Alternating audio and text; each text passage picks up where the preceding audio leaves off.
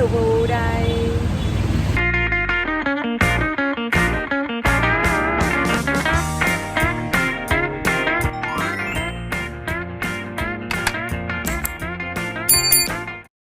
Rồi, hôm nay mình sẽ dẫn mọi người đi tham gia một cái buổi triển lãm có tên là Tầm Tập. Và đây là buổi triển lãm về đèn Trung Thu ha. Thì mình sẽ coi thử trong buổi triển lãm này có cái gì nha. Rồi, đi thôi. Triển lãm lồng đèn Trung Thu xưa Tầm Tập được tổ chức tại Tích, và Tích được biết đến là một không gian cổ điển với 3 dịch vụ chính: chụp ảnh cổ phong, cho thuê làm talk show hoặc workshop trải nghiệm, tổ chức sự kiện. Xin chào mọi người. Thì vì mình đến sớm quá lại tiếp tục ngồi chờ ha, thì mình có đăng ký cái giờ chiều ngày hôm nay tham gia vào cái buổi triển lãm này. Nếu như bạn nào ở Sài Gòn vào mùa Trung Thu á, thì ở quận 5 nó có một con đường rất là nổi tiếng về khi mà bán lồng đèn thôi. Thì đây là cái nơi rất là nổi tiếng và cực kỳ hot vào cái mùa Trung Thu luôn. Nhưng mà năm nay thì mình có tìm ra một cái buổi triển lãm về đèn Trung Thu ha, và nó trưng bày nhiều cái nét đặc trưng cổ điển cổ xưa của Việt Nam luôn. Thì không biết là những năm trước thì nó có cái buổi triển lãm này hay không, thì năm nay mình vô tình mình bắt gặp được cái buổi triển lãm này và mình đã đăng ký liền luôn. Thì cái buổi triển lãm này thì nó có trả phí, nhưng mà đối với mình thì cái phí này nó rất là nhỏ, thì cỡ tầm 50k thôi. Nhưng mà mong rằng là qua cái buổi hôm nay cái sự trải nghiệm của mình nó sẽ xứng đáng với 50k đó, và có thể là sẽ vượt hơn cái 50k đó nữa. Thì mong rằng hôm nay sẽ có nhiều trải nghiệm thú vị hơn và trải nghiệm về cái một nét đặc trưng truyền thống của Việt Nam mình. Rồi, cùng đi cả nhé. Bên cạnh mình cũng có một bạn nữ đang chuẩn bị make up để có một bộ ảnh đặc sắc trong mùa Trung Thu năm nay. Sau đó mình đi theo một bạn của ban tổ chức để đi lên khu triển lãm. Đến nơi rồi, trước mắt mình là trưng bày những cái lồng đèn giấy, và bên cạnh đó có những cái thông tin về các hình dạng và các ý nghĩa của các hình dạng lồng đèn ở mùa Trung Thu. Sau đó mình sẽ được nghe thuyết trình về buổi triển lãm. Triển lãm lần này ha, thì triển lãm lần này có tên là Tầm Tập. Thì tầm có nghĩa là sưu tầm và tìm kiếm, còn tập có nghĩa là mình kế thừa và phát huy lại những giá trị truyền thống từ lịch sử cũ. Và triển lãm lần này là do Tích Nhật Viễn Đoàn cùng với khởi động tài phí hợp tác với nhau để mà tổ chức ra một không gian triển lãm về những chiếc lồng đèn mà chúng em phóng dựng lại dựa trên những chiếc lồng đèn ngày xưa cho mọi người. Thì đây là những chiếc lồng đèn tròn được làm từ giấy gió mà chúng em phục dựng lại từ những chiếc lồng đèn chỉ làm từ giấy gió như ngày xưa luôn. Và nó sẽ khác nhau ở một vài chỗ, ví dụ như là hoa văn nó sẽ phức tạp nhưng mà nó phù hợp với thời đại bây giờ hơn, cũng như là về cái chữ nghĩa của nó ha. Thì ngày xưa người ta sẽ sử dụng chữ Hán nôm nhiều hơn, còn bây giờ thì tụi em sẽ chuyển qua sử dụng chữ Quốc ngữ để mà nó có thể tiếp cận được với mọi người nhiều hơn ha. Và bên cạnh đó thì tụi em có để những cái gọi là giải thích về những chiếc lồng đèn cho mọi người. Thì nếu như mọi người muốn thì mọi người có thể ra và đọc lại. Giờ em sẽ vào mọi người trong luôn nha. Đi kèm đối xứng đi.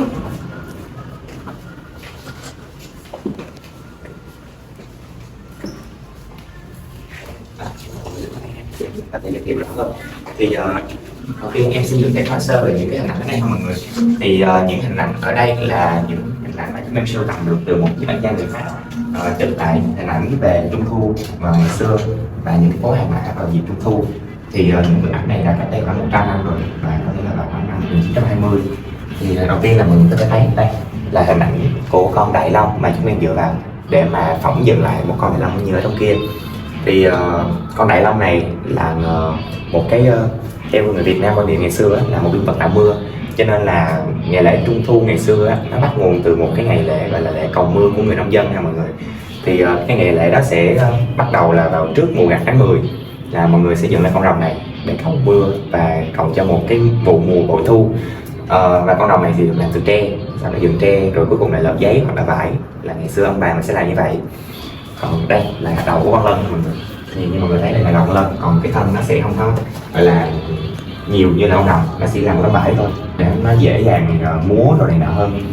Còn đây là hình ảnh của phố hàng mã ngày xưa, là người ta trưng những cái lồng đèn vào dịp Trung Thu, ví dụ như là đèn giấy này, rồi cái con tàu he và những vị tiến sĩ giấy như thế này nha mọi người.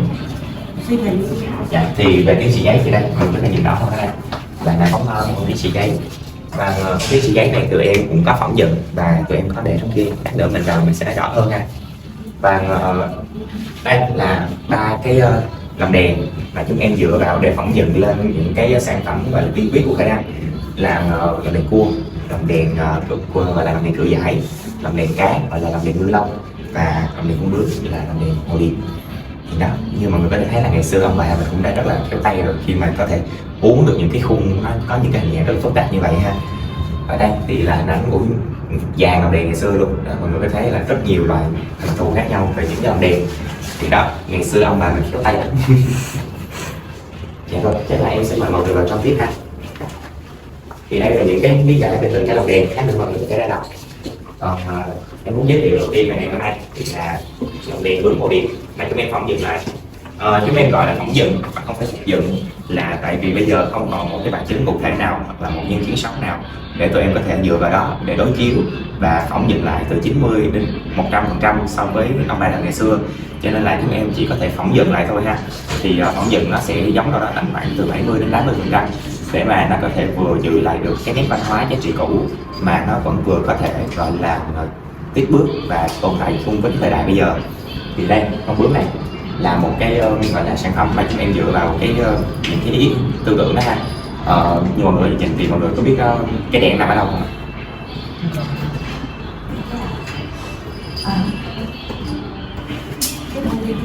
Đó, cái đèn nó sẽ nằm ở phía không. Đó, thì với cái như thế này thì chúng em mong muốn cái mức độ hoàn thiện của sản phẩm nó sẽ cao hơn và nó có tính thẩm mỹ cao hơn để mà khi mọi người trưng trên nhà rồi á thì nhìn nó sẽ gọi là hoàn thiện nhất có thể ha. Thì đây là lồng đèn bướm hồ điệp không mọi người. Ngày xưa với những lồng đèn này thì người ta sẽ sử dụng nến chứ không phải như đèn led bây giờ. Và nến thì người ta sẽ cắt một cái lỗ trên, xong rồi người ta cắm vào để mà khi nến nó cháy thì nó sẽ thoát hơi và thoát cái nóng ra bên ngoài để bảo quản chiếc lồng đèn. Nhưng mà vì gọi là cái tính an toàn cho các bạn nhỏ bây giờ đi chơi và cũng như là để cho những cái mức độ hoàn thiện nó được giữ và lâu nhất có thể thì mình sử dụng đèn led. Thì mọi người không thấy là tại vì cái đèn led này nó sáng ở đây cũng được gần hết một điện lãm rồi cho nên nó hơi tối một xíu. Dạ, còn đây là những chiếc lồng đèn hình tròn ha mọi người. Lồng đèn tròn này là do chúng em dựa vào những chiếc lồng đèn cháy gió như mọi người có thể thấy này. Ở đây để mà chúng em đổ lại chất liệu là thành cái kính và sau đó là các bạn tại khởi năng tác khí sẽ vẽ lại nên những cái hình thù này. Thì những bạn đang làm tại khởi năng tác khí đều là những bạn sinh viên kiến trúc đâu mọi người, cho nên là các bạn cũng có cái gọi là hoa tay để mà có thể gọi là tự tạo ra được một cái bộ hoa văn riêng cho mình. Và mọi người có biết là gì không? Dạ đúng rồi, đây là tò he ha mọi người. Thì tò he ngày xưa thì nó sẽ thường được làm bằng bột nếp, và khi mà nghệ nhân người ta làm xong người ta bỏ lên mâm cổ chưng rồi cúng xong thì sẽ đưa cho các bé chơi và cuối cùng là mình có thể ăn được luôn, tại vì là con giống bột ngày xưa người ta gọi là con giống bột đó. Thì nó sẽ làm từ bột nếp và những cái màu gọi là màu tự nhiên, ví dụ màu từ cà rốt, màu từ cà chua hoặc là màu từ những cái loại lá thì mình đều có thể ăn được hết. Nhưng mà vì tính chất gọi là bảo quản để cho cái triển lãm nó được liên tục đó, thì cái con tò he này nó để qua xử lý rồi cho nên nó không ăn được đâu mọi người. Này chọn đổ đầu thôi. Dạ, nhưng mời mọi người vào trong tiếp ăn. Về sự xung quanh cái bàn khung này thì em ha.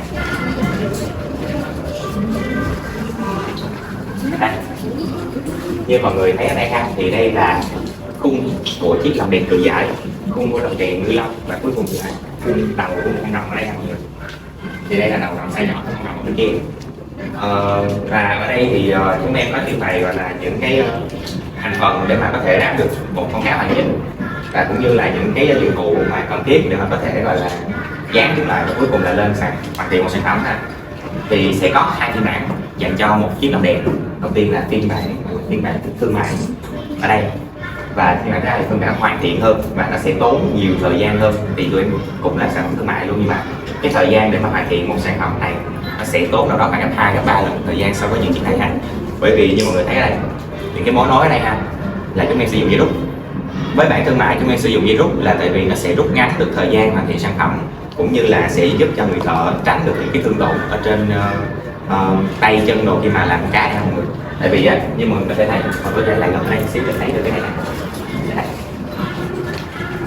Mọi người thấy những cái mối nối ở đây là chúng em không sử dụng dây rút mà chúng em sẽ sử dụng cái cây khoan á, 1 ly là cỡ đâu đó cỡ cái đầu kéo kim á, chúng em khoan xuyên qua hai cây trúc này, rồi dùng cây trúc 1 ly xuyên qua đây, rồi bẻ nó đi, rồi mài nhẵn, rồi chích keo vô để cho cái bề mặt này nó có thể mà làm mịn nhất có thể, để mà khi chúng mình lật cái kính lên này là cái dây kính nó sẽ không có bị gồ ghề, là lúc vẽ nó sẽ được đảm bảo cái tính hoàn thiện nhiều nhất và cái sản phẩm nó sẽ có tính thẩm mỹ cao nhất ha mọi người.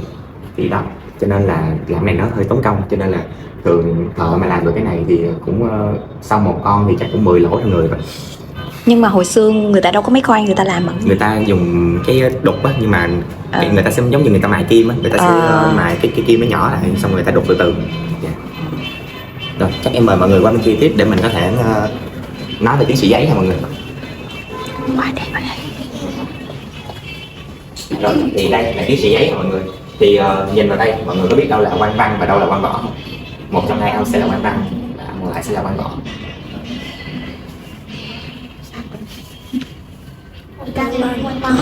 Dạ đúng rồi, thì mọi người biết tại sao đây là quan văn. Thế nào? Đúng rồi, thế nào? Chính xác. Thì quan văn, cái não của người ta sẽ tròn hơn, tức là quan văn thường người ta sẽ nhu hơn. Còn với quan võ thì cái não sẽ mã vuông, tượng trưng cho sự cương hơn của quan võ hả mọi người. Thì với quan võ thì cái màu sắc của nó sẽ là màu xanh này, gọi là màu vang lục. Còn vị quan văn này sẽ là màu cổ đồng. Và vị quan văn sẽ tên là chánh nhất phẩm văn ban. Còn vị quan võ sẽ là tòng nhị phẩm võ ban. Và chia sẻ với mọi người là để hoàn thiện được một vị tiến sĩ giấy như thế này ha, thì chúng em tốn khoảng hơn 500 chi tiền để mà có thể hoàn thiện được một cái vị tiến sĩ giấy này. Bởi vì mọi người có thể thấy, mọi người có thể gần lại thì thấy được là những cái hoa văn ở đây ha, là nó sẽ từng lớp giấy nó chồng lên với nhau. Tức là ví dụ như mà mọi người dùng díp á, mà mọi người dán lệch một xíu đó, là mọi người phải dùng, mọi người về dán lại từ đầu. Mọi chết keo lệch một cái nó loa ra đây, nó sát khác cái màu cái là mọi người phải dùng, vậy là từ đầu. Cho nên là nó rất là tỉ mỉ và nó rất là kỳ công thôi mọi người. Thì với vị tiến sĩ giấy này nó xuất phát từ một cái truyền thuyết ngày xưa là có một vị quan rất là tốt, có tài đức vẹn toàn luôn, cho nên là người ta mới phục dựng lại cái vị quan này thành hình tiến sĩ giấy, để mà những cái nhà đó người ta sẽ trưng lên vào dịp Trung thu để mà cầu mong cho những đứa trẻ là sẽ thành tài và đỗ đạt giống như là vị tiến sĩ giấy ha. Thì trung bình cha mẹ nào cũng vậy. Thì bên cạnh đó là có những con tài nghe như mọi người có thể thấy như lúc này thì nó nhiều hình thù hơn. Mà còn cái đèn này thì không biết là mọi người có biết tên gọi của nó không? Dạ đúng rồi, nó là cái đèn giống như đẩy, nó gọi là đèn cù. Là ngày xưa là người ta sẽ gắn một cái cây như này, xong người ta gắn cái cây dài gì nữa để mà đẩy cho con nít nó đẩy nó chơi, nó quay như này nè, giống như một cái con trò chơi ngày nay mà có cái cây đẩy nó vô cánh rồi nhờ. Thì cái lồng đèn này không phải là phải đăng làm không, này nó sẽ đi chục ngàn cái. Thì thời gian tụi em để làm con này rồi, tại vì thời gian để mà làm con này thì nó cũng tốt lắm, cho nên là tụi em khi mà tổ chức cái không gian này thì tụi em cũng muốn là để cho mọi người có thể trải nghiệm được cái nét văn hóa ngày xưa là người ta sẽ trưng những cái gì ở trên này. Thì mấy cái đầu lân này cũng vậy luôn, nhưng mà còn riêng cái này ha, không biết mọi người biết là gì không? Thì đây gọi là hộp bánh lục sắt. Thì theo anh nghệ nhân mà làm cái hộp bánh này á, anh có chia sẻ với tụi em thì khi mà đến nhà mình chơi là chủ nhà mời khách ăn cái bánh này, khách ăn xong rồi khách gói lại cái hộp này về được như ban đầu như thế này, thì chứng tỏ đó là một vị khách rất là biết quý trọng đồ ăn và chủ nhà rất thích người ta. Đó, em thì không có gửi lại được nha mọi người, em gửi ra thì em không gắn lại được không. Tại vì những cái bánh này thường sẽ là để những cái bánh khô, là bánh in hoặc là bánh su nê, bánh thu thê rồi này nọ, hoặc là bánh đậu xanh ha. Dạ rồi, em sẽ mời mọi người qua đây tiếp để nói về những chiếc lồng đèn này ha. Thì ở đây là dạng nhân vật chính của ngày hôm nay. Thì là như mọi người có thể thấy, chúng em trưng những cái con cá ở đây nó theo một cái quy trình tiến hóa mà ông bà ngày xưa mình hay nói là cá chép nghiêng mình dưới chân, vượt vũ môn, rồi cuối cùng là hóa thành rồng. Như ở đây mọi người có thể thấy. Thì trước mắt bên kia của mọi người là em Ngư Long Nguyệt và bên này là em Ngư Long Nhật, là hai sản phẩm đầu tiên mà khởi ra tác khí gọi là đưa ra thị trường vào năm 2022 là được mọi người ưa chuộng nhất. Còn em màu vàng trước mặt mọi người là em Hoàng Kim, còn em này là em Bạch Ngân. Tức là mỗi một con cá thì chúng em đều sẽ tạo cho nó một bộ màu đối lập với nhau, để cho mà khi mà trưng á thì nó sẽ trưng gọi là trưng đối xứng, để mà nó có thể mang lại cái cảm giác cân đối hài hòa trong nhà ha mọi người. Còn em này là em Kim Hoa, là em của năm nay ha mọi người, là em được ưa chuộng nhất của năm nay, tại vì cái bộ màu của nó nhìn vô thấy nó sang hơn hẳn, màu vàng kim đồ này nọ đặc dạ. Rồi ha, thì chia sẻ với mọi người một tí về cái quy trình để mà hoàn thành được một con cá như thế này. Nó sẽ bao gồm 3 giai đoạn.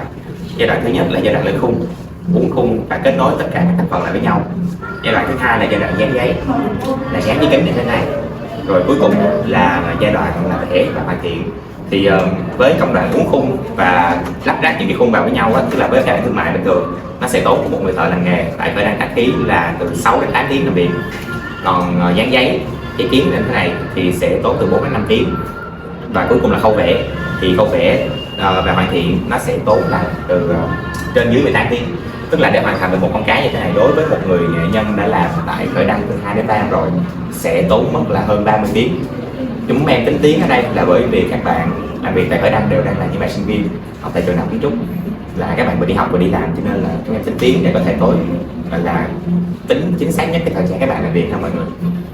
Thì đó là về con cá.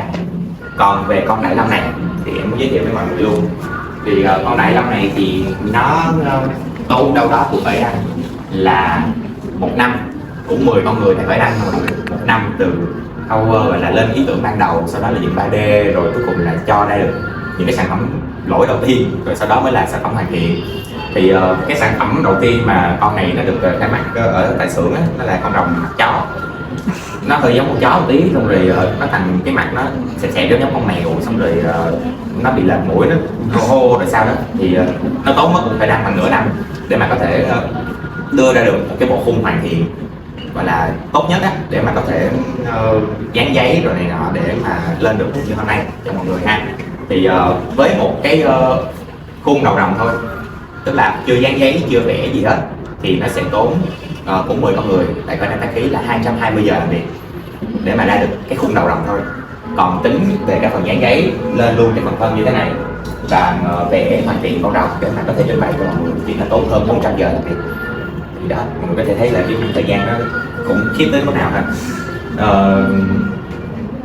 Thì đây, từ con đại long này thì chúng em từ đó mới đưa ra được một ý tưởng là mình làm một cái bước trung gian để chuyển hóa từ một con cá chỉ bình thường để hóa thành con rồng. Như mọi người thấy trước mặt là con lý ngư hóa long, mọi người, là con cá đang trong quá trình hóa thành con rồng với một cái thân cá và cái đầu con rồng ha. Thì để cho mọi người có thể mang thêm. Còn đây là hai cái lồng đèn từ dài nãy em đã nói với mọi người ha. Thì đây là đèn con cua. Thì con cua này là con cua của khách. Tại vì tụi em làm không có kịp cho nên là khách hỗ trợ cho tụi em để mà có thể ở đây trưng bày cho mọi người coi ha. Còn ở trong kia thì là một cái mâm gọi là cái mâm cổ ngày xưa Trung Thu mà chúng em phỏng dựng lại từ 60 đến 70% để mà mọi người có thể cảm nhận được ngày xưa là mình có bày những cái gì ở trong mâm cổ ra. Thì chương trình của em đến đây là kết thúc nha mọi người. Thì bây giờ mọi người có thể chụp hình thoải mái, có gì không hiểu thì mọi người có thể hỏi mình ha. Cảm ơn mọi người.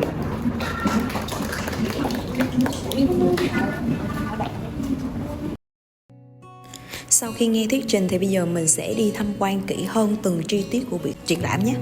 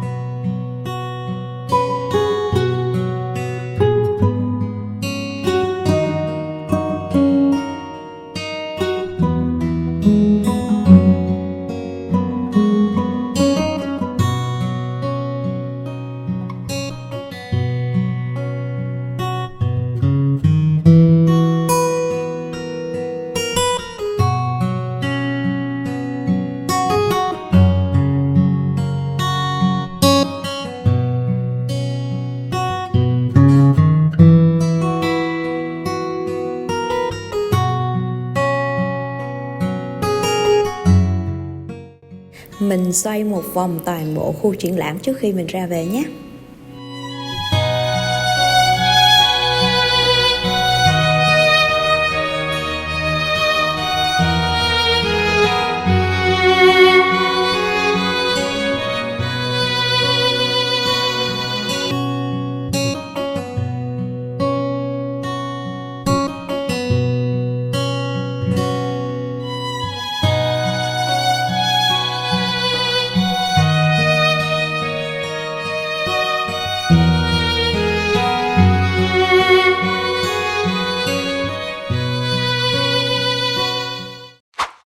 Bây giờ hiện tại mình đang ngồi tại quán cà phê Trung Nguyên ha. Bây giờ mình ngồi lại và mình có một vài cái nhận xét về cái buổi triển lãm ngày hôm nay. Thì ngày hôm nay, buổi triển lãm ngày hôm nay đi thì mình cảm thấy nó cũng rất là đáng với cái chi phí và cái mong đợi mà mình bỏ ra. Nhưng mà mình hơi tiếc một xíu, đó là nếu như mà cái không gian nó bự hơn một xíu nữa và nó nhiều hơn nữa thì mình nghĩ là cái sự trải nghiệm của mình nó sẽ càng tuyệt vời hơn nữa. Nhưng mà đáng tiếc thì cái không gian nó cũng hơi nhỏ, nhưng mà nó đem lại một sự ấm cúng. Và bên cạnh đó thì thông qua cái buổi triển lãm là mình đã biết rất là nhiều về cái truyền thống của dân tộc Việt Nam mình, giống như người ta có phong tục thờ tiến sĩ giấy nè, hay là cách mà thức làm lồng đèn thời xưa nó như thế nào. Thì mình chỉ là có kế hoạch là đi cái buổi triển lãm tầm đó thôi, nhưng mà sau đó mình chợt nghĩ ra là mình đã đi coi lồng đèn Trung thu rồi thì mình đi qua cái phố lồng đèn ở quận 5 luôn. Nhưng mà đáng tiếc một điều là khi mà mình tới đó thì không còn cái phố lồng đèn nữa, thì mình phải chạy qua cái khu bán lồng đèn của khu chợ lớn. Nhưng mà đáng tiếc một điều là những cái tiệm mà nó bán lồng đèn ở khu chợ lớn á, thì mình không thể đứng lại và quay phim được, cho nên là mình phải vừa chạy xe và vừa phải quay phim để cho mọi người thấy ở đây nó bán như thế nào và nó có những cái loại lồng đèn như thế nào. Thì mặc dù nó hơi nguy hiểm một xíu, nhưng mà cũng không sao thôi, để cho có hình ảnh để cho mọi người có thể hình dung ra được ở chợ lớn đó nó bán lồng đèn như thế nào. Cái phố lồng đèn mà mình muốn đến thì nó đã dời hay là nó đã bỏ luôn rồi. Thì nếu như có ai đó mà coi được cái clip này và biết phố lồng đèn hiện tại ở thành phố Hồ Chí Minh, mà đặc biệt ở quận 5 á, nó còn ở đâu, thì mọi người có thể là comment xuống để cho mình biết ha, để mình có thể lần sau mình sẽ ghé đến, hoặc là mọi người có thể thấy thông tin và sẽ ghé đến ha. Hơi tiếc một xíu một chỗ đó. Nói chung thì hôm nay thì với một sự trải nghiệm về lồng đèn, về chuẩn bị cho một mùa Trung thu sắp tới cũng rất là tuyệt vời và có nhiều trải nghiệm rất là thú vị.